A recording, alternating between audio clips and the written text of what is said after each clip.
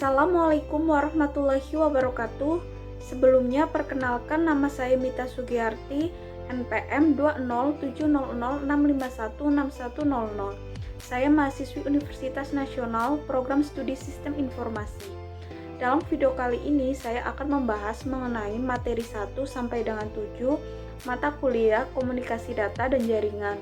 Saya dari kelas R01 yang diampu oleh Bapak dosen Deni Hidayatullah SEMMSI. Baik, kita simak videonya. Berikut ditampilkan biodata singkat saya, selanjutnya dilanjutkan dengan materi. Yang pertama yaitu pada bab 1 yaitu komunikasi data. Model-model komunikasi. Kegunaan dasar dari suatu sistem komunikasi adalah menjalankan pertukaran data antara dua pihak. Contohnya adalah pertukaran sinyal-sinyal suara antara dua telepon pada satu jaringan yang sama. Berikut ini elemen-elemen kunci model tersebut. Source atau sumber. Alat ini membangkitkan data sehingga data dapat ditransmisikan. Contoh telepon dan PC atau personal komputer.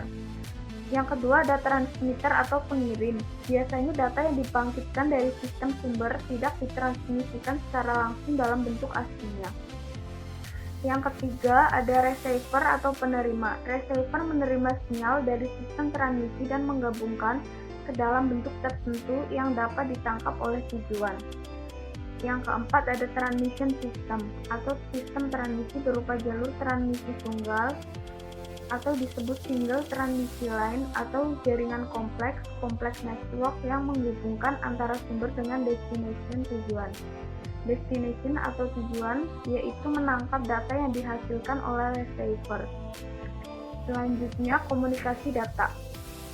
Komunikasi data adalah pertukaran data antara dua perangkat atau lebih melalui media transmisi, misalnya seperti kabel. Untuk bisa terjadinya data komunikasi, perangkat harus saling berkomunikasi atau terhubung menjadi sebuah bagian dari sistem komunikasi yang terdiri atas kombinasi dari hardware, peralatan fisik atau keras, dan perangkat software program. Karakteristik dasar komputer diantaranya sebagaimana di bawah ini. Pengirim, yaitu sistem harus mengirimkan data ke tujuannya, lalu data harus diterima oleh perangkat yang dimaksudkan atau dapat digunakan. Yang ketiga ada ketepatan waktu. Sistem harus mengirimkan data pada waktu yang tepat. Terlambat dikirimkannya data maka akan tak berguna. Selanjutnya, yang terakhir ada jitter, mengacu pada variasi waktu kedatangan paket yaitu keterlambatan yang tidak merata dalam pengiriman paket audio maupun video. Selanjutnya yaitu jaringan komunikasi data.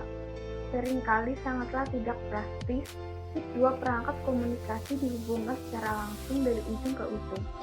Berikut salah satu contoh kemungkinan yang terjadi bila perangkat-perangkatnya merupakan bagian yang saling jauh terpisah, misalnya berada pada jarak ribuan kilometer, tentunya akan memakan biaya yang sangat banyak sekali untuk menyambung dan menghubungkannya. Solusi bila terjadi masalah seperti ini adalah dengan cara menghubungkan masing-masing perangkat tersebut dengan suatu jaringan komunikasi. Selanjutnya, protokol dan arsitektur protokol.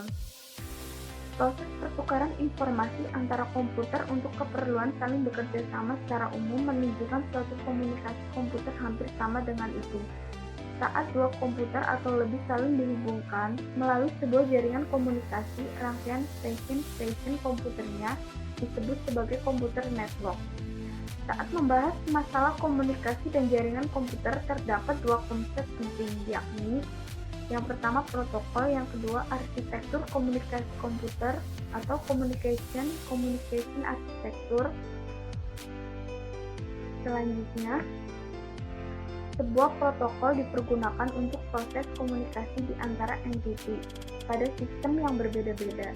Istilah entiti dan sistem dipergunakan dalam berbagai istilah umum. Sebagai contoh, entiti adalah program-program aplikasi user atau user application program transfer file, atau transfer back ke isinya. Yang kedua ada semantik, yaitu meliputi informasi kontrol untuk koordinasi dan pengendalian kesalahan. Yang ketiga ada timing, meliputi kesesuaian urutan dan kecepatan. Selanjutnya dilanjutkan bab 2, yaitu terminologi transmisi. Terminologi transmisi. Transmisi data terjadi di antara transmitter dan receiver melalui beberapa media transmisi. Media transmisi dapat digolongkan sebagai fluides dan unguides.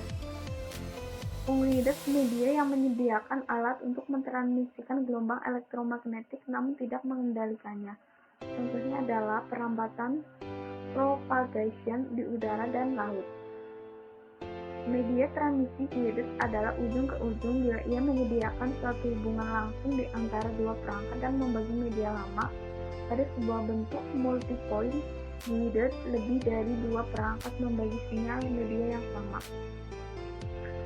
Yang kedua ada sinyal. Sinyal merupakan suatu fungsi waktu namun juga dapat diekspresikan sebagai suatu fungsi frekuensi, di mana sinyal terdiri dari komponen frekuensi yang berbeda. Selanjutnya yang kedua ada sinyal analog. Sinyal analog adalah sinyal yang dalam bentuk gelombang yang kontinu yang membawa dengan informasi dengan mengubah karakteristik gelombang. Dua parameter atau karakteristik utama yang dimiliki oleh isyarat analog adalah amplitudo dan frekuensi. Yang ketiga ada sinyal digital. Sinyal digital adalah buatan teknologi yang mampu mengubah sinyal menjadi gabungan urutan bilangan 0 dan 1 juga dengan biner, sehingga tidak mudah terpengaruh oleh derau. Proses informasi pun mudah, cepat, dan akurat. Tapi transmisi dengan isyarat digital hanya mencapai jarak jangkauan pengirim data yang relatif waktu diskrit sehingga sinyal tersebut dapat diolah oleh komputer. Selanjutnya di sini ada perbedaan sinyal analog dan digital. Sinyal analog yaitu bersifat kontinu, bagus digunakan untuk komunikasi lalu lintasnya rendah. Yang ketiga kemungkinan error besar. Yang keempat perbaikan error sulit. Yang kelima mudah terkena noise. Yang keenam kapasitas informasi sedikit, dan lain-lain. Seharusnya yang kedua yaitu sinyal digital. Perbedaan sinyal digital bersifat diskrit 0 dan 1, bagus digunakan untuk komunikasi yang lain lintasnya tinggi. Yang ketiga kemungkinan error kecil. Yang keempat perbaikan error lebih mudah, dan lain-lainnya. Selanjutnya bab 3 yaitu transmisi data digital dan analog. Dalam mentransmisikan data dari sumber ke tujuan, suatu hal yang harus dihubungkan dengan sifat data. Arti fisik yang hakiki dipergunakan untuk menyebarkan, propagate data, dan pemrosesan ataupun penyetelan apa yang dilakukan sepanjang jalan untuk memastikan data yang diterima dapat dimengerti dengan baik. Secara kasar istilah analog disamakan dengan kontinu, sedangkan digital dengan diskrit. Istilah ini sering dipergunakan dalam komunikasi data dan spesifiknya dalam 3 konteks. Yang pertama ada data, pensinyalan, transmisi. Sinyal adalah tampilan data elektrik atau elektromagnetik. Pensinyalan berarti penyebaran sinyal secara fisik melalui suatu media yang sesuai. Terakhir, transmisi adalah komunikasi data melalui penyebaran dan pemrosesan sinyal-sinyal. Selanjutnya ada data dan sinyal. Konsep mengenai data analog dan digital cukup sederhana. Analog dapat menerima nilai yang terulang secara terus-menerus dan kontinu dalam beberapa interval. Sebagai contoh, suara dan video mengubah pola intensitas secara terus-menerus. Sebagai besar, data dikumpulkan oleh sensor seperti temperatur, tekanan dinilai tanpa henti. Digital data menerima nilai-nilai berlainan, misalnya teks dan bilangan bulat. Suatu sinyal analog merupakan aneka macam gelombang elektromagnetik yang berlangsung terus-menerus, kemungkinan disebarkan lewat berbagai macam media, tergantung pada spektrum. Contoh media kabel, wire, semacam twisted pair dan coaxial cable, kabel fiber optik, dan atmosfer atau ruangan perambat. Sinyal digital adalah suatu rangkaian voltage pulsa yang bisa ditransmisikan melalui sebuah media kabel. Sebagai contoh, suatu level voltage positif konstan ditunjukkan sebagai biner 1. sedangkan level voltage negatif konstan dengan biner 0. Selanjutnya, gangguan transmisi. Dalam sistem komunikasi sinyal, yang diterima kemungkinan berbeda dengan sinyal yang ditransmisikan dikarenakan adanya berbagai gangguan transmisi. Bagi analog sinyal, gangguan ini dapat menurunkan kualitas sinyal. Berikut gangguan yang paling signifikan adalah sebagai berikut. Yang pertama ada atenuasi dan distorsi. Atenuasi yaitu kekuatan sinyal berkurang bila jaraknya terlalu jauh melalui media transmisi. Yang kedua ada distorsi delay atau tunda, merupakan sebuah fenomena khas pada media guided. Distorsi yang terjadi disebabkan oleh kenyataan bahwa kecepatan penyebaran sebuah sinyal melewati medium guided berbeda dengan frekuensi. Selanjutnya ada derau. Untuk suatu peristiwa, pentransmisian data sinyal yang diterima akan berisikan sinyal-sinyal yang ditransmisikan dimodifikasi oleh berbagai distorsi yang terjadi melalui sistem transmisi atau sinyal-sinyal tambahan yang tidak diinginkan yang diselipkan di tempat antara transmisi dan penerimaan. Derau merupakan faktor utama membatasi performa sistem komunikasi. Derau dibagi menjadi 4 kategori, yaitu derau suhu, derau intermodulasi, crosstalk, dan derau impuls. Crosstalk merupakan dapat pula terjadi bila sinyal-sinyal yang tidak diharapkan tersebut disebarkan melalui antena golongan mikro meskipun antena pengarah dipergunakan. Namun energi gelombang mikro tersebut tersebar luas selama proses propagasi. Biasanya crosstalk memiliki tingkat magnitude yang sama atau lebih kurang dari derau. Selanjutnya ada derau impuls, yaitu bagaimana juga derau impuls juga merupakan sumber utama terjadi error dalam komunikasi data digital. Derau terdiri dari tingkat relatif dari derau suhu ditambah penghentian berkala derau impuls. Digital data dapat diperoleh kembali dari sinyal dengan cara menarik contoh untuk gelombang yang diterima satu kali penerbit waktu. Selanjutnya babak 4, yaitu media transmisi data. Media transmisi guided, sebuah informasi dapat ditransfer dari satu ke tempat lain melalui dua media transmisi, yaitu media guided dan unguided. Media guided adalah informasi atau data ditransfer melalui media yang tampak secara fisik sepanjang jalur di mana sinyal disebarkan, meliputi twisted pipe, koaksial kabel, dan serat optik. Media unguided memanfaatkan sebuah antena untuk transmisi di udara, ruang hampa, atau air. Untuk media unguided, karakteristik transmisi lebih ditentukan oleh kualitas sinyal yang dihasilkan melalui antena transmisi dibandingkan oleh medianya sendiri. Satu sifat kunci dari sinyal bertransmisi antena adalah terarah. Selanjutnya, faktor-faktor perancangan yang berkaitan dengan media transmisi dan sinyal menentukan rate data dan jarak adalah: yang pertama ada bandwidth. Selama faktor yang lain tetap konstan, maka semakin besar bandwidth sebuah sinyal, akan semakin tinggi rate data yang diperoleh. Selanjutnya ada gangguan transmisi. Gangguan seperti ini misalnya atenuasi membatasi jarak. Untuk media guided, biasanya twisted pipe lebih sering mengalami gangguan dibandingkan koaksial kabel. Demikian pula dengan koaksial kabel akan lebih terganggu dibandingkan dengan serat optik. Yang ketiga ada interferensi, yaitu interferensi ada dari sinyal-sinyal yang berkompetensi dalam band frekuensi yang saling tumpang tindih dapat mengubah atau menghapus sinyal. Selanjutnya ada jumlah receiver, yaitu sebuah media guided bisa dipergunakan untuk membangun suatu hubungan titik ke titik atau hubungan terbagi pada alat-alat tambahan. Selanjutnya ada twisted pair. Twisted pair adalah media transmisi guided yang paling hemat, paling banyak digunakan. Twisted pair terdiri dari dua kawat yang disekat yang disusun dalam suatu pola spiral beraturan. Pasang kawat bertindak sebagai satu jalur komunikasi tunggal. Biasanya beberapa pasangan kawat tersebut dibundel menjadi satu kabel dengan cara dibungkus dalam sebuah sarung pelindung yang keras. Pada jarak yang sangat jauh, kabel berisikan ratusan pasangan kawat. feedspar memiliki dua jenis, yaitu unshielded dan shielded. Unshielded feedspar UTP berupa kabel telepon biasa. Pada umumnya di perkantoran menggunakan kabel unshielded feedspar lebih banyak dibandingkan di rumah telepon sederhana. Selanjutnya ada coaxial cable. Coaxial cable juga dapat dipergunakan untuk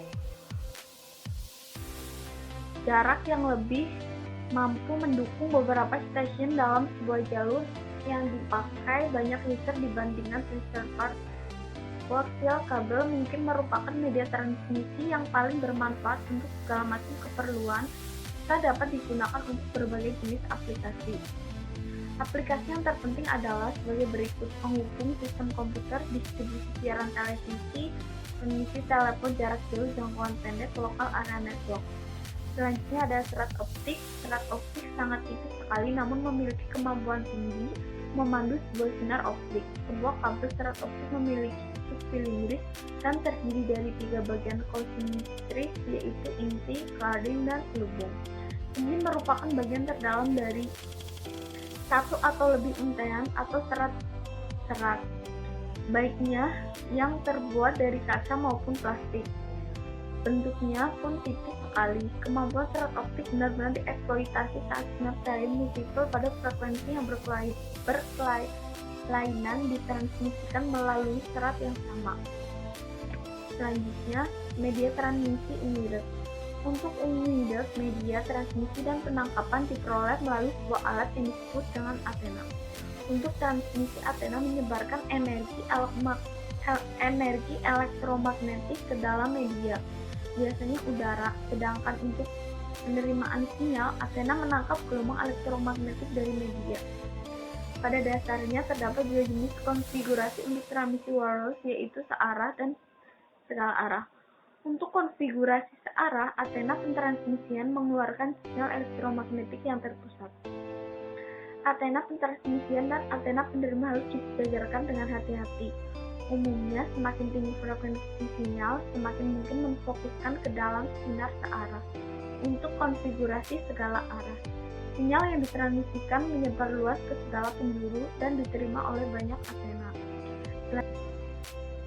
Selanjutnya dilanjutkan bab 5, yaitu pengkodean data. Data digital, sinyal digital. Dasar pensinyalan analog adalah sinyal frekuensi konstan, kontinu yang disebut sebagai pembawa sinyal. Frekuensi dan sinyal pembawa dipilih agar sesuai dengan media transmisi yang sedang digunakan. Data ditransmisikan dengan menggunakan sinyal pembawa melalui modulasi. Alasan pemilihan suatu kombinasi tertentu untuk beberapa tugas komunikasi amatlah beragam. Kita tampilkan di sini beberapa alasan yang pantas. Yang pertama ada data digital. Sinyal digital umumnya peralatan untuk merubah kode data digital menjadi sebuah sinyal digital tidak terlalu kompleks dan tidak terlalu mahal dibandingkan peralatan modulasi digital analog. Yang kedua ada data analog. Sinyal digital. Perubahan data analog ke bentuk digital memungkinkan penggunaan peralatan transmisi digital dan peralatan switching modern. Selanjutnya ada data digital. Sinyal analog. Beberapa media transmisi seperti serat optik dan media unwidth hanya akan menyebarkan sinyal analog.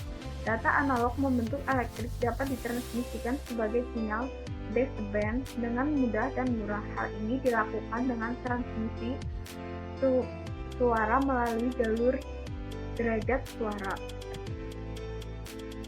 Selanjutnya, data digital, sinyal digital. Suatu sinyal digital merupakan deretan pulsa voltage terputus-putus yang berlainan, masing-masing memiliki ciri-ciri tersendiri. Setiap pulsa merupakan sebuah elemen sinyal. Data biner ditransmisikan melalui pengkodean setiap bit data ke dalam elemen-elemen sinyal. Data digital, sinyal analog. Untuk jaringan telepon digunakan modem-modem yang menghasilkan sinyal dalam rentang frekuensi suara. Teknik-teknik dasar yang sama digunakan untuk modem yang menghasilkan sinyal pada frekuensi yang lebih tinggi, misalnya gelombang mikro. Bagian ini memperkenalkan teknik-teknik dan menyajikan pembahasan singkat mengenai karakteristik, kinerja, pendekatan alternatif. Modulasi dipengaruhi oleh satu atau lebih dari 3 karakteristik sinyal pembawa, yaitu amplitudo, frekuensi, dan phase. Selanjutnya, data analog sinyal digital. Proses ini disebut digitalisasi. Bila data analog diubah menjadi data digital, maka akan terjadi banyak hal. Di antaranya yang paling umum adalah digital dapat ditransmisikan menggunakan NRZ-L. Dalam hal ini kita langsung beranjak dari data analog ke sinyal digital. Data digital dapat ditandai sebagai sinyal digital dengan menggunakan kode. Selanjutnya, selain NRZ-L, sehingga diperlukan langkah tambahan. Data digital dapat diubah menjadi suatu sinyal analog.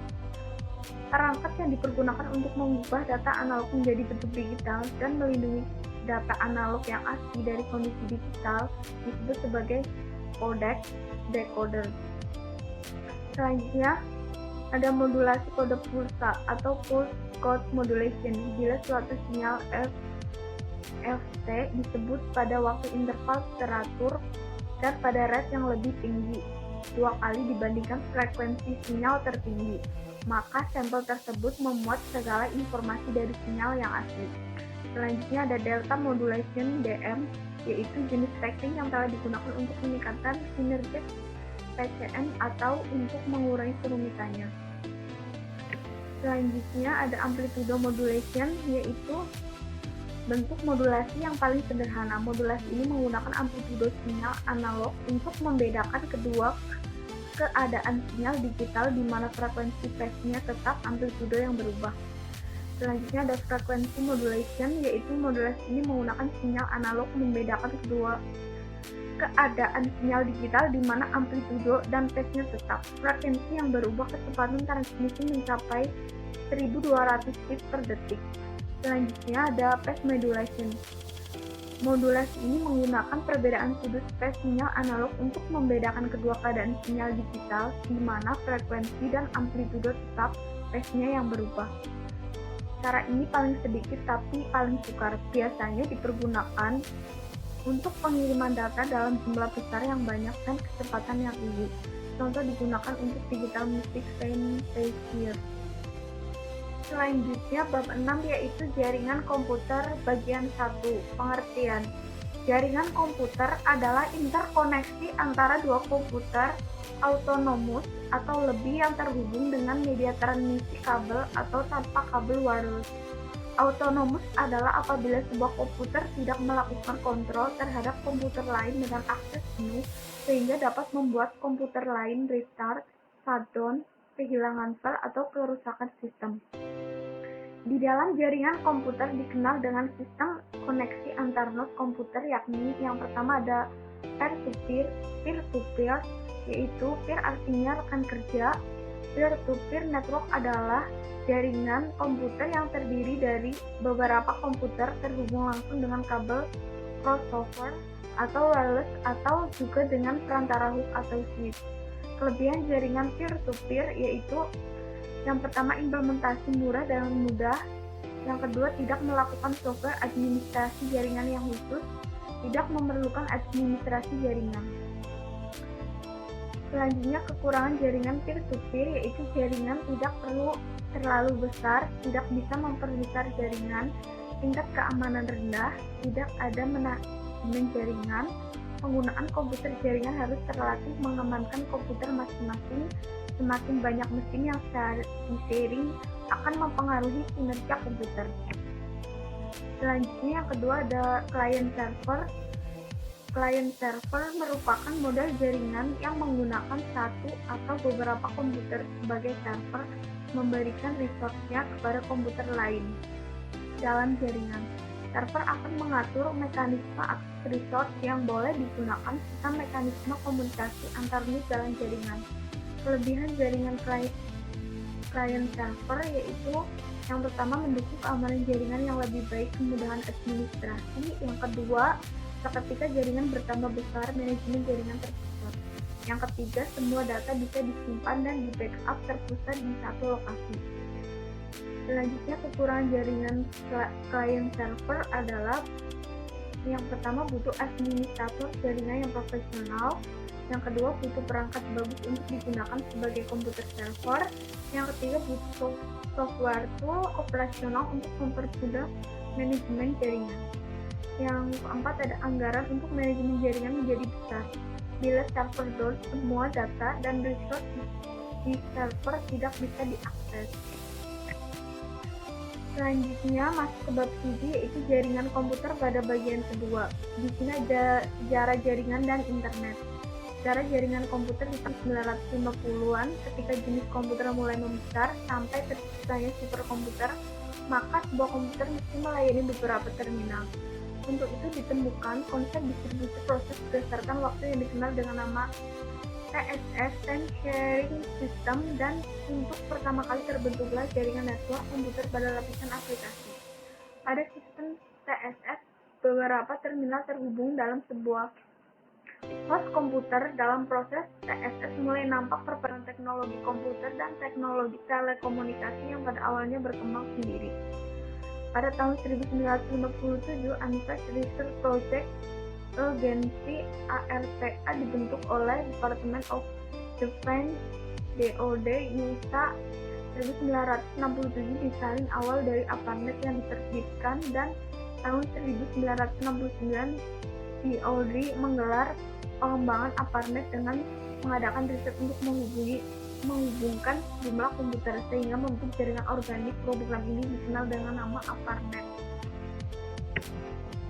Selanjutnya, secara singkat internet dan web, yaitu tahun 1957 Advanced Research Project Agency (ARPA) dibentuk oleh Department of Defense (DoD) USA.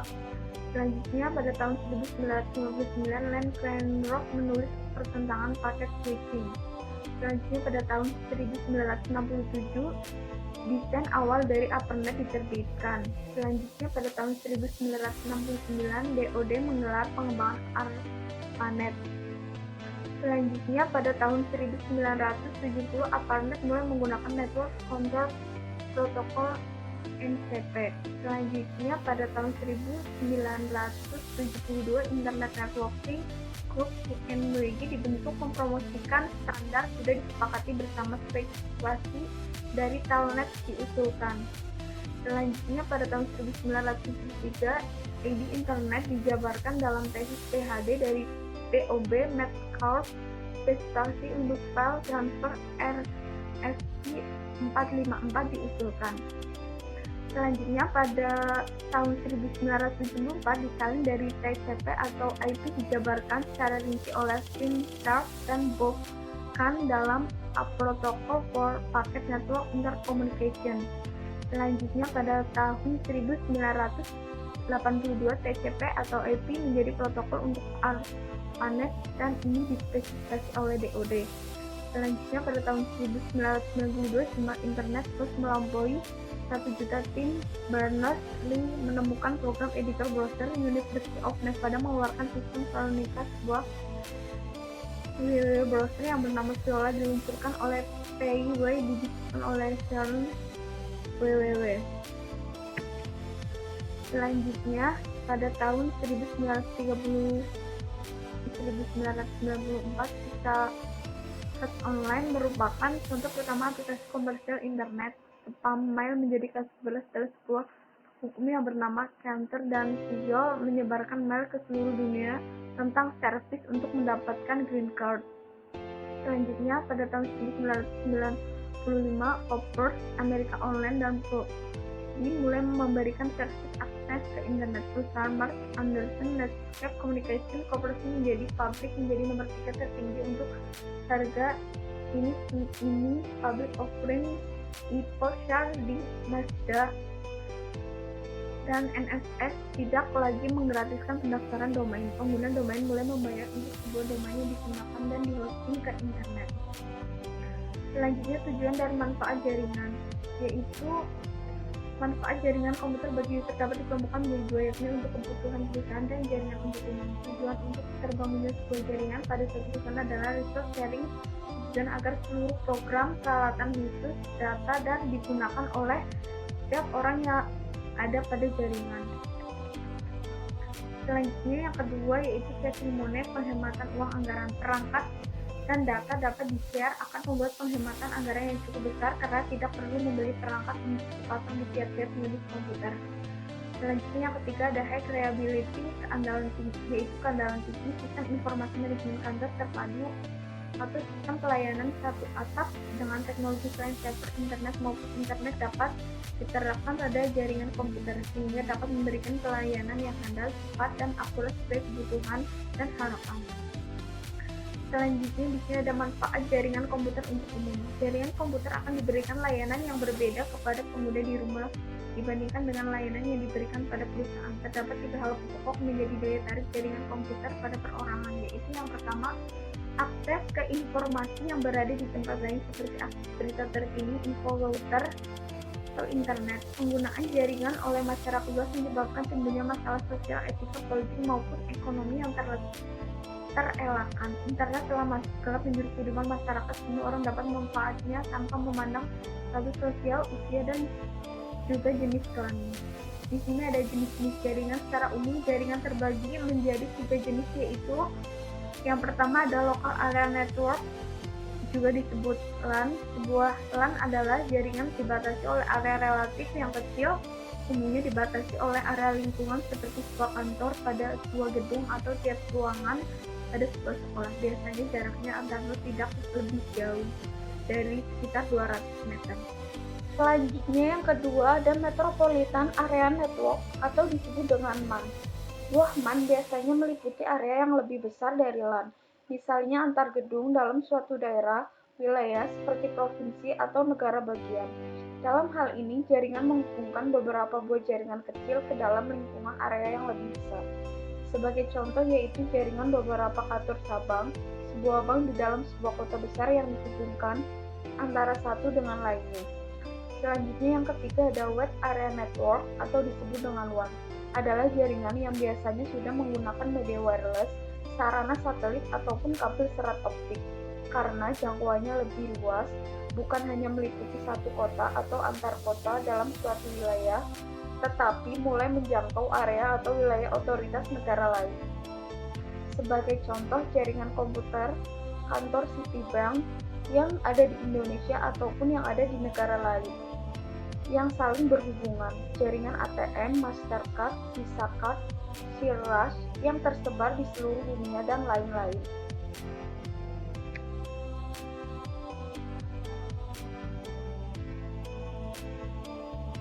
Sekian video pembelajaran dari saya, semoga bermanfaat. Terima kasih. Wassalamualaikum warahmatullahi wabarakatuh.